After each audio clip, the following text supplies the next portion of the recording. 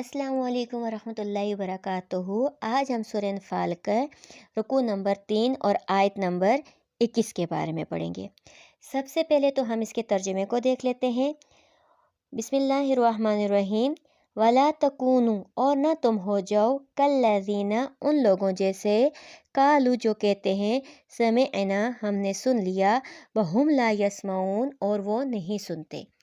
سننا دو طرح کا ہوتا ہے، غور سے سننا یعنی ہمتاً گوش ہو کر سننا، نمبر 2 توجہ سے نہ سننا یعنی ایک کان سے سن کر دوسرے کان سے نکال دینا۔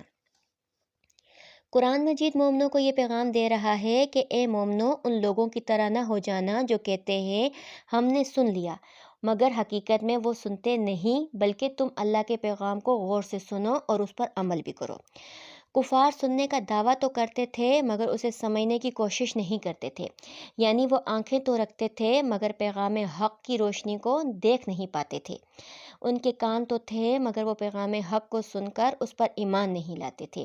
ان کی زبانیں تو تھیں مگر وہ پیغام حق کی تصدیق نہیں کرتے تھے، اس لیے ان کا سننا اور نہ سننے کے حکم میں ہی آتا تھا۔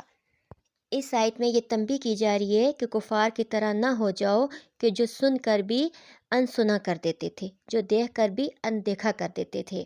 وآخر دعوانا والحمد للہ رب العالمین۔ السلام علیکم ورحمۃ اللہ وبرکاتہ۔